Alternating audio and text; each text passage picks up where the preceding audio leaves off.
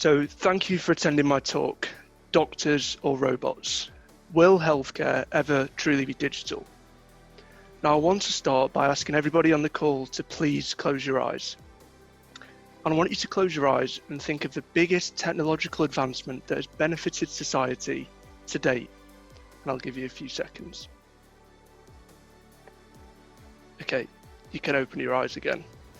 So, Claudia, what did you think of? The internet. The internet.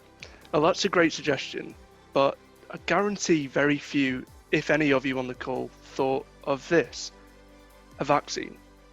Now, unfortunately, it's not a Pfizer vaccine or an AstraZeneca vaccine. It's actually just some teeth whitening stuff I got for Christmas. But why, in my opinion, is a vaccine the biggest technological advancement? It's simple. I wouldn't be here giving this talk, and you wouldn't be sat listening to me without the technology behind it. So are we living in a post-digital world? To answer that question, I want to look at the use of digital in healthcare. Why healthcare? Well, this is why. This man is my dad, and in 2018 he received an MBE for his services to primary healthcare. And to be honest, it was the first time I truly thought about the importance of healthcare. I know that's a bit surprising, but when you have a doctor at home and can't get away with taking a sick day, you don't really appreciate it. But what if in 50 years he looks something like this? A robot. Will digital replace the need for our doctors, nurses, surgeons, and we are by no means in a post-digital world?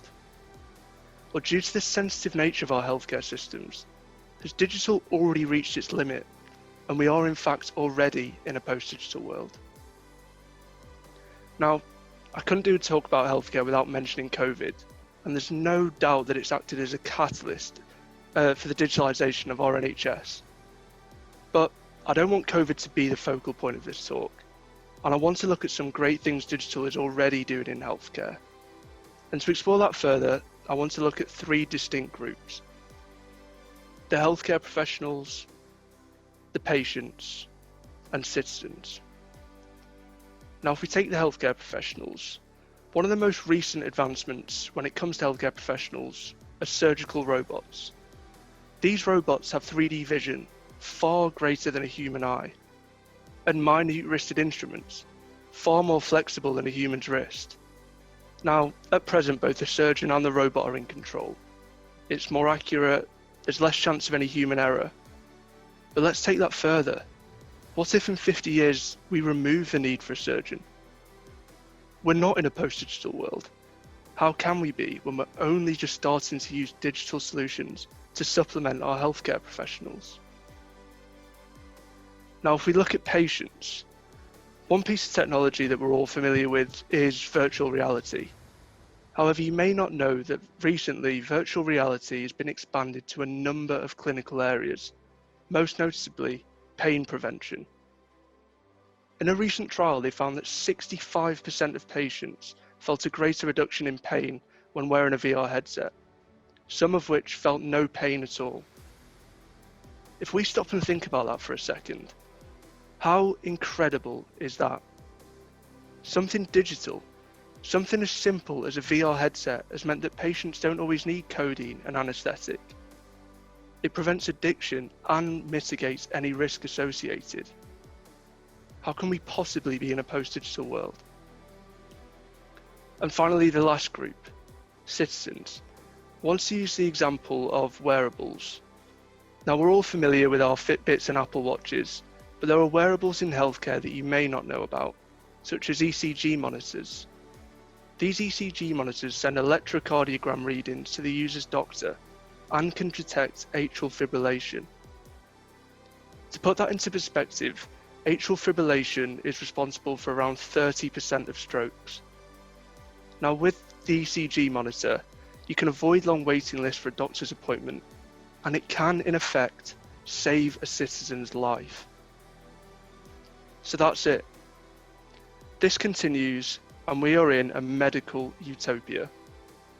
Robots more accurate than humans, VR headsets to the point where you don't need painkillers, and citizens are walking around every day with the power to monitor their own healthcare, all at the touch of a button. Let's say your wearable detects you have atrial fibrillation. You go into the hospital, lay on the operating theatre and put on a VR headset, and a robot begins operating on you more precisely than a human ever could. We're in a perfect world when it comes to healthcare and digital. But I actually think that's rubbish. Because for me, there's one thing missing. And that thing is care. And what do I mean by care? I mean compassion, appropriateness, respect, and ethics.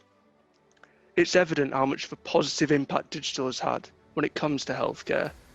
But when it comes to the digital, the care element is missing. If I go back and revisit the 3 groups and apply care, let's take the example of healthcare professionals being supplemented by robots. We're 50 years down the line, we've removed the need for surgeons. But what if that was your parent or your grandparent, alone in there with nothing but a machine? We lose compassion. And what about the patients using VR headsets instead of painkillers? What if something went wrong midway through surgery and the headset turned off? It's not appropriate. And finally, the citizens using wearables. Whilst it's great that you can monitor your own healthcare, what happens when you get a notification to say there's something seriously wrong with your health? Again, there's no respect. And to have all of your health data stored on a watch? Completely unethical. When it comes to providing digital solutions in healthcare, we have to remember to care. Be compassionate. Assess whether the solution is appropriate. Respect the patient, their friends and family, and ensure that the solution is ethical. Now, if I go back to my dad, he has to apply care every single day, not just while he's at work. On his way back from holiday, an elderly woman took a turn for the worst, and there was an announcement on the plane to ask if there was anyone medical. My dad, being the show-off that he is, put himself forward and applied care.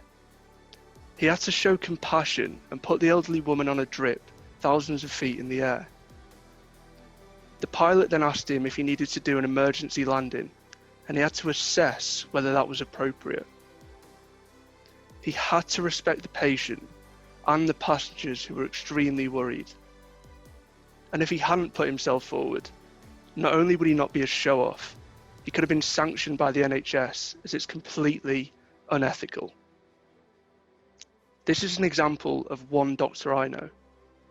There are millions more across the globe, and I want to ask you as the audience, can something digital really do that? So, are we living in a post-digital world? Well, I think that when it comes to healthcare, that's the wrong question to ask. And the right question we should be asking is, will healthcare ever truly be digital? And my answer to that looks something like this. With the healthcare professional being supplemented by the digital. It's clear that digital will play a role, and maybe a much more prominent role in the future of healthcare, but it has to remain supplementary to the healthcare professional. The moment we become digital by default in healthcare, it no longer becomes healthcare.